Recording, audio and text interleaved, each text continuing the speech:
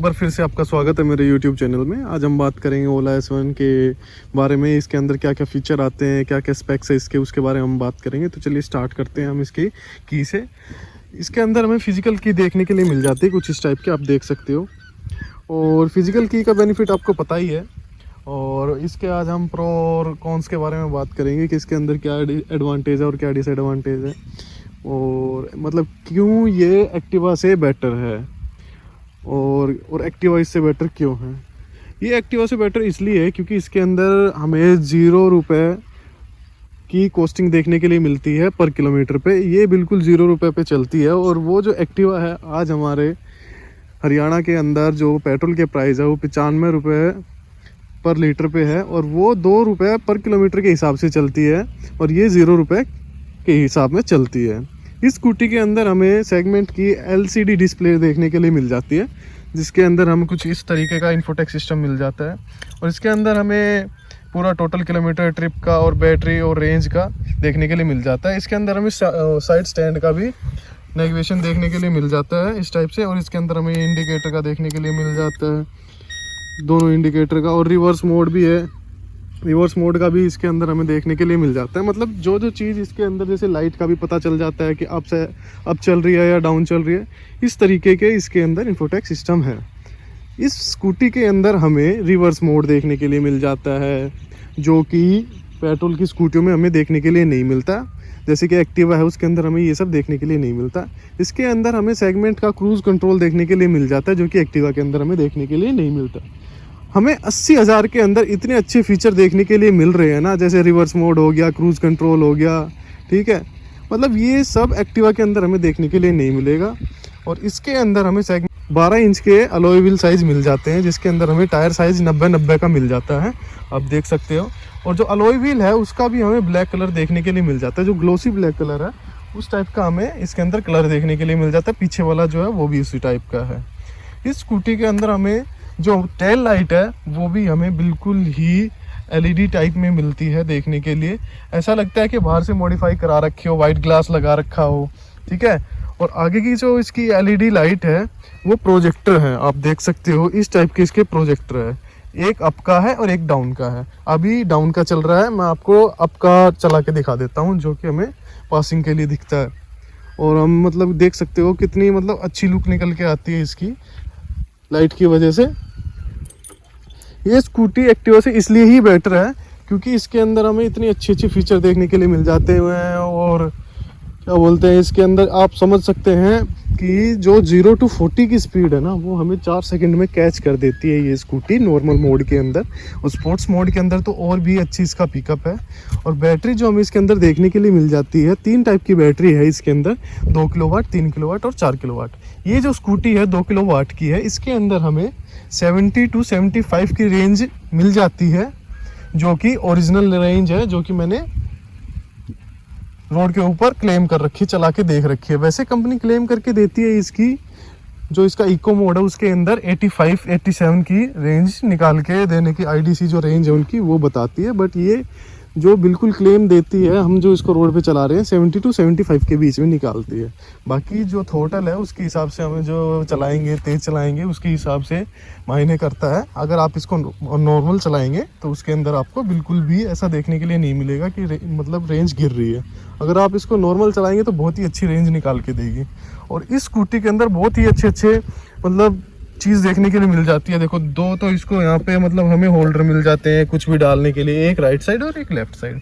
और इसकी अगर मैं आपको डिग्गी दिखाऊंगा ना तो आप भी हैरान हो जाएंगे कि इतनी बड़ी डिग्गी स्कूटी के अंदर हमें आज तक देखने के लिए मिल ही नहीं है। आप देख सकते हो कि कितनी बड़ी डिग्गी है। इसके अंदर मैंने अभी एक हेलमेट डाल रखा है और ये डॉक्यूमेंट्स है। मतलब अगर हम इसके अंदर ग्रोसरी का सामान डालें ना तो पूरे महीने की ग्रोसरी का सामान इसके अंदर हम अच्छे से डाल सकते हैं। मतलब मैंने इसके अंदर 10 किलो के आटे का एक कट्टा डाला था, तो दूसरा कट्टा डालने के लिए रेडी था। ऐसे था कि मतलब इसके अंदर 2 कट्टे आराम से 10-10 किलो के आटे के आ सकते हैं। ग्रोसरी का सामान बहुत अच्छे से ऐड हो जाता है स्कूटी के अंदर। और इसके अंदर हमें जो मिरर देखने के लिए मिल जाते हैं, बैक मिरर जिन्हें बोलते हैं, हैंडल के ऊपर होते हैं, कुछ ऐसे गोल टाइप के मिरर देखने के लिए मिल जाते हैं दोनों तरफ। बहुत ही अच्छा मतलब इसका प्रीमियम लुक निकल के आता है। ओला वालों ने इतना अच्छा लुक निकाल के दिया है ना स्कूटी का, आप देख सकते हो कितनी प्रीमियम लुक निकाल के ये हमें देती है। चलता है इस स्कूटी के अंदर ना आप सोच सकते हैं कि एक्टिवा के अंदर हमें इतना सब कुछ देखने के लिए मिलता होगा। मेरे को तो लगता नहीं है कि एक्टिवा के अंदर हमें इतना सब कुछ देखने के लिए मिलता होगा जितना हमें स्कूटी के अंदर देखने के लिए मिलता है। जैसे एलसीडी डिस्प्ले हो गई इसके अंदर, और ये सब इसका जो रिवर्स मोड हो गया, क्रूज़ कंट्रोल हो गया, मतलब और इसके अंदर जो बूट स्पेस है मैंने जो अभी आपको दिखाया है वो सब, वो मेरे हिसाब से तो एक्टिवा के अंदर इतना कुछ है नहीं। और ये इसलिए ही बेटर है S1 एक्टिवा से कि इसके अंदर बहुत कुछ हमें देखने के लिए मिल जाता है। बूट स्पेस हो गया, रिवर्स मोड, क्रूज़ कंट्रोल, और इसकी जीरो कॉस्ट है इसकी जो पर किलोमीटर है आप। और S1 के अंदर हमें और क्या देखने के लिए मिलता है, S1 के अंदर मीटर के अंदर हमें कुछ इस टाइप का हमें देखने के लिए मिलता है कि जो डिजिटल है, स्पीडोमीटर हमें डिजिटल देखने के लिए मिल जाता है इसके अंदर। और इसके अंदर हमें ब्लूटूथ कनेक्टिविटी देखने के लिए नहीं मिलती, बट जो जेन 3 आ रखा है S1 का उसके अंदर हमें ब्लूटूथ कनेक्टिविटी देखने के लिए मिल जाती है। ये इसका सबसे फर्स्ट जनरेशन वाला मॉडल है। और इसके ये यूँ लगा लो कि इसके अंदर बिल्कुल बेस से फीचर है। इसकी जो मोटर है वो हमें 7 किलोवाट की मोटर देखने के लिए मिल जाती है, जिसकी जो पीक परफॉर्मेंस निकल के आती है उसकी टॉप स्पीड है 85 किलोमीटर पर आवर की। और इसका जो वेट निकल के आता है वो 101 किलो का वेट निकल के आता है। मतलब 100 किलो की है ये स्कूटी। बहुत ही मतलब भारी भी नहीं है, हल्की भी नहीं है, बहुत ही जेन्युइन स्कूटी है ये। और जिसकी हाइट 5'8" या 5'8" से ऊपर है वो स्कूटी पे मतलब उनके पैर इस स्कूटी पे अच्छे से मतलब बैठने के बाद नीचे लगेंगे नहीं। कम से कम इस स्कूटी के ऊपर बैठ के अगर आपको पैर नीचे रखने हैं तो उसकी हाइट कम से कम 6 फीट होनी चाहिए, तभी उनके पैर ज़मीन पे अच्छे से टिकेंगे। और इस स्कूटी की जो हाइट है ना बहुत ही अच्छी है। जैसे आजकल स्कूटी जो आ रही है चाइनीज़ स्कूटी जिन्हें हम बोल देते हैं, उन स्कूटियों की जो हाइट है वो बहुत कम है। और इसकी जो हाइट है ना एक्टिवा से भी ऊंची है, इसलिए ये कहीं ना कहीं एक्टिवा से बेटर भी है। एक्टिवा तो मतलब यूँ है, उसके अंदर तो एक पेट्रोल स्कूटी है तो नॉर्मल से फीचर्स ऐड कर रखे हैं। एक्टिवा से तो ये बहुत बेटर है।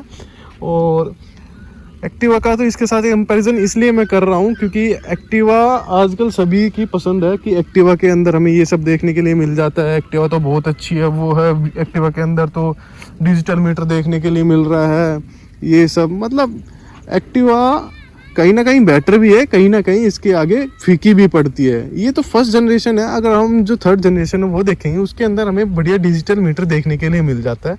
और ये S1 Pro है ना, कहीं ना कहीं उससे हल्की भी पड़ती है क्योंकि उससे तो ये मतलब उसका तो वो तो टॉप मॉडल है S जनरेशन का, ये बेस जनरेशन है।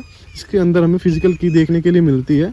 और जो S1 Pro है ना उसके अंदर हमें तो डिजिटल मीटर देखने के लिए मिल जाता है। मतलब एक तरीके का एंड्रॉयड स्टीरियो बोलते हो ना, उस टाइप की 7 और उसके अंदर 7 या शायद 10 इंचज़ की डिस्प्ले है जिसके अंदर हमें फुल ही ऑटोमेटिक देखने के लिए मिलता है। उसका जो टच स्क्रीन है, जो ये मीटर है, उसी के अंदर से हम उसको स्टार्ट और स्टॉप कर सकते हैं। उसी के अंदर से बहुत से कंट्रोल है जो हमें देखने के लिए मिलते हैं। नेविगेशन देखने के लिए मिलता है, ब्लूटूथ कनेक्टिविटी देखने के लिए मिलती है।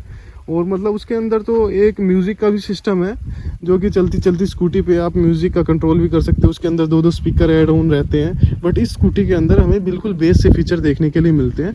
मुझे ये स्कूटी इसलिए पसंद आई थी क्योंकि इसके अंदर ना फिजिकल की थी। और जो फिजिकल की है आप समझ सकते हो, फिजिकल की के सामने जो टच स्क्रीन है वो कहीं ना कहीं बेनिफिट भी देती है। जैसे आजकल की जनरेशन है वो तो टच स्क्रीन मांगती है, बट जो पुराने लोग हैं वो यही पसंद करते हैं कि हमें की वाली स्कूटी मिल जाए, क्योंकि की जैसे लगाया और इजी टू ऑन है। उसके अंदर तो हमें पासवर्ड वगैरह भरने पड़ते हैं, बट इसके अंदर हमें पासवर्ड वगैरह भरने नहीं पड़ते। इसके अंदर तो सीधा की लगाई और स्टार्ट की और चल दिए। सबसे बेटर इसका यही है। कहीं ना कहीं एक तरीके का ये एडवांटेज भी है, डिसएडवांटेज भी है। आज की जनरेशन को डिसएडवांटेज लगता है, बट हमारे हिसाब से ये एडवांटेज ही है कि की लगाई और चल दिए। मतलब कहीं ना कहीं बेटर भी है और कहीं ना कहीं एक ये डिसएडवांटेज भी है। और इस स्कूटी के अंदर ना सबसे बड़ी मेन प्रॉब्लम जो मेरे को निकल के देखने के लिए मिलती है ना, कि इसके अंदर हमें ना मेन स्टैंड बिल्कुल भी देखने के लिए नहीं मिलता है। मतलब एक साइड स्टैंड ही देती है और 2 फुटरिस्ट देती है ओला। मतलब मेन स्टैंड तो देती नहीं है। कितनी कॉस्ट कटिंग कर रखी है ना कि मतलब साइड स्टैंड ही नहीं दे रही। एक जो बेसिक सा फीचर होता है ना स्कूटी और बाइक के अंदर, वो फीचर ही नहीं दे रखा यार। आप देख सकते हो ना किस टाइप से कॉस्ट कटिंग करती है ना ओला। और अगर हम इसका साइड से जो मेन स्टैंड है उसको हम अगर लगवाने जाए ना ओला वालों के पास, 3000-2500 का इसका स्टैंड है मेन वाला। मतलब इतना ज़्यादा एक्सपेंसिव मैंने आज तक कहीं देखा नहीं है। और इसका जो फुटरीस है ना, जैसे लेडीज़ फुटरीस बोल देते हैं, वो भी 1500-1000 रुपये का है इसका फुट रेस। मतलब इतनी कॉस्ट कटिंग यार, मतलब स्कूटी के अंदर ये सब चीज़ तो बेसिक होती हैं, वो तो सबको देनी ही चाहिए। बट ओला वाले ने पता नहीं क्यों इसके अंदर कॉस्ट कटिंग कर रखी है। वैसे इसका प्लास्टिक जो है, इसकी जो बॉडी लाइन है वो बहुत ही जेन्युइन बॉडी लाइन है। इसकी बॉडी लाइन मैं आपको क्या बताऊं कि ये अब तक 2 बार इसका, मतलब एक बार तो भाई से गिर गई थी और एक बार इसमें खड़ी में किसी ने, बाइक वाले ने टक्कर मार दी थी। टक्कर लगने की वजह से ना इस स्कूटी के अंदर ना बहुत ही मतलब खतरनाक टक्कर लगी थी। वो बाइक वाला तो गिर ही गया था, उसको चोट लगी थी। इसके ना यहाँ से ये देखो स्क्रैचेस आई है और ये यहाँ से यहाँ टूट गया था ये वाला हिस्सा, ये आप देख सकते हो। और जब भाई इसको लेके जा रहा था मेरा, तो बारिश का मौसम था, और जो कंबाइन ब्रेक है इसके अंदर वो कहीं ना कहीं एडवांटेज भी देते हैं, डिसएडवांटेज भी देते हैं। बारिश के अंदर कंबाइन ब्रेक वैसे ठीक होते नहीं है, तो भाई ने जैसे ही कंबाइन ब्रेक लगाए तो वो एकदम से रिपट गए, रिपटने की वजह से वो गिर गए और यहाँ पे स्क्रैचेस देखने के लिए मिली। अगर अदर कोई स्कूटी होती ना, जैसे एक्टिवा होती या फिर कोई भी चाइनीज स्कूटी आ रही है अगर वो होती, तो वो डैमेज हो ही जाती। जैसे ये टूटा है ना बहुत ही खतरनाक टक्कर पे, वो तो हल्की सी टक्कर में डेंट खा जाती अगर एक्टिवा होती तो। इसके ऊपर बस हमें स्क्रैचेस देखने के लिए ही मिली है। और इसके अंदर और क्या बताऊं मैं आपको, जैसे कि इसके जो ब्रेक सिस्टम है वो रियर जो फ्रंट है दोनों में हमें ड्रम का सिस्टम देखने के लिए मिल जाता है, ड्रम ब्रेक। और ये इसके अंदर जो ब्रेकिंग का सिस्टम है वो कंबाइन सिस्टम भी दे रखा है। जैसे कंबाइन ब्रेक लगाने हो, जो लेफ्ट हैंड है उससे हम कंबाइन ब्रेक लगा सकते हैं। कंबाइन ब्रेक का आप सिस्टम देख सकते हो, कुछ इस टाइप से देखने के लिए मिल जाता है। लेफ्ट वाले ब्रेक लगाएंगे तो मतलब लेफ्ट क्या रियर ब्रेक लगाएंगे तो फ्रंट वाला ब्रेक अच्छे से लग जाता है और बहुत ही शानदार तरीके से ये स्कूटी परफॉर्मेंस देती है। ओला S1 के अंदर जो चार्जिंग सॉकेट है वो हमें पीछे देखने के लिए मिल जाता है, कुछ इस टाइप से आप देख सकते हो। ये इसका चार्जर लगता है इधर। और इसके अंदर भी एक ना मतलब प्रॉब्लम है, जैसे कि हम इसको प्रेस करते हैं तो ये खुलता नहीं है, पता नहीं क्या अड़ता है इसके अंदर, तो हमें ऊपर की तरह दबा के इसको तब खोलना पड़ता है इस टाइप से। पता नहीं ये कैसी चीज़ है इसके अंदर, ये कहीं ना कहीं ठीक भी है कहीं ना कहीं ख़राब भी है, कुछ ना कुछ तो प्रॉब्लम है ही, क्योंकि ये फर्स्ट जनरेशन है, ये एक एक्सपेरिमेंट के तौर पे चलाया गया था। अब इसके अंदर जो थर्ड जनरेशन आया है उसके अंदर हमें चैन सेट देखने के लिए मिलता है और इसके अंदर हमें सिर्फ मोटर देखने के लिए मिलती है। चैन का कहीं ना कहीं हमें एडवांटेज भी लगता है और कहीं ना कहीं डिसएडवांटेज भी लगता है। आप देख सकते हो कि चैन का सिस्टम क्या है, उसके अंदर पानी वानी लगा या मट्टी वट्टी लगी तो चैन ख़राब हो जाती है। मेरे को ये मोटर वाला सिस्टम इसलिए अच्छा लगता है कि इसके अंदर ना तो चैन सेट है ना ही कोई वैसी चीज़ है जिसके अंदर हमें प्रॉब्लम देखने के लिए। चैन के अंदर तो बहुत ही डिसएडवांटेज देखने के लिए मिलते हैं, हमें बाइक के अंदर ही देखने के लिए मिल जाते हैं। और एक इनके ऊपर कवर जो लगाया गया है ना, अगर चैन के ऊपर कवर अच्छा हो तब भी देखा जाए, अब इनके ऊपर कवर भी अच्छा देखने के लिए नहीं मिलता है। एक वो मतलब डिज़ाइन तो ऐसा निकाल देते हैं चैन कवर का कि चैन बहुत ही अच्छे से कवर रहेगी, बट वो कहीं कवर नहीं रहती है। एक तरीके से बाइक का जो कवर आता है ना उस टाइप का इसके अंदर हमें कवर देखने के लिए मिल जाता है। और एक्टिवा के अंदर हमें पता ही है गियर सिस्टम होता है, वैसे वो CVT गियर बॉक्स मिलता है, उसके अंदर गियर दिखते तो नहीं है बट वो ऑटोमेटिक चलते रहते हैं उसके इंजन के अंदर। बाकी वो भी गियर सिस्टम है एक्टिवा के अंदर। और एक्टिवा जो आजकल की एक्टिवा आ रही है ना उससे तो मतलब मच बेटर है ये ओला S1 Gen 3। अगर हम लेंगे तो बहुत ही अच्छी परफॉर्मेंस निकल के आएगी, फर्स्ट जेन है। और जो Gen 3 है ना, Gen 3 के अंदर जो 2 किलोवाट की जो बैटरी हमें देखने के लिए मिलती है वो हमें 100 किलोमीटर निकाल के देती है। ये तो हमें मैंने आपको बताया 70 किलोमीटर निकाल के देती है, बट जो Gen 3 के अंदर 2 किलोवाट आ रही है ना वो 100 किलोमीटर की रेंज निकाल के दे रही है हमें फ़िलहाल।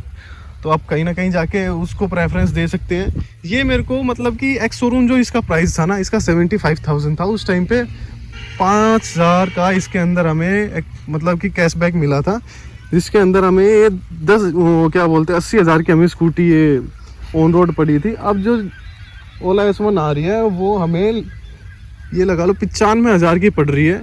कहीं ना कहीं ये महंगी भी हुई है। और मैंने जिस टाइम ख़रीदी थी उस टाइम ऑफ़र चल रहा था, तो बहुत ही मेरे को अच्छा ऑफ़र मिला था और मैंने उसी वक्त इसको ख़रीद लिया था। बाकी अगर कोई इलेक्ट्रिक स्कूटी ख़रीद रहा है तो ख़रीदने से पहले ना एक ही चीज़ मैं आपको एडवाइस देना चाहूँगा कि कोई भी अगर आप चीज़ ले रहे हो ना, पहले उसका ना सर्विस सेंटर वगैरह देख लेना अच्छे से, ताकि हमें कल को प्रॉब्लम ना हो कि सर्विस कैसी है या कैसी नहीं है। अगर सर्विस वाले अच्छे हों, सर्विस सेंटर अच्छा हो, तभी इन चीज़ों को ख़रीदे और इनके पार्ट्स वगैरह को पता कर ले कि कितने एक्सपेंसिव है, कितने एक्सपेंसिव नहीं है। जैसे मैंने इसको ख़रीदने से पहले ना यही देखा था इसके अंदर क्या है क्या नहीं है, मतलब मेरे को अच्छी लगी, परफॉर्मेंस अच्छी लगी, मैंने ख़रीद लिया। जब मैंने इसका मेंटेनेंस चेक किया ना, तो इसके अंदर मेरे को आप समझ नहीं सकते कि क्या देखने के लिए मिला। इसकी जो ब्रेक वायर है ना, पूरी असेंबली मेरे को 2500 रुपये की देखने के लिए मिली है, रियर वाली, और जो फ्रंट वाली है वो 1600 रुपये की है। इनको देख के ना मैं तो हैरान ही हो गया था, बट कोई बात नहीं, अब खरीद ली तो खरीद ली। बाकी अगर कोई ख़रीदने का सोच रहा है तो बिल्कुल ख़रीदे, और अगर आपको जानकारी अच्छी लगी हो तो चैनल को सब्सक्राइब करें और वीडियो को लाइक करें। Thank you.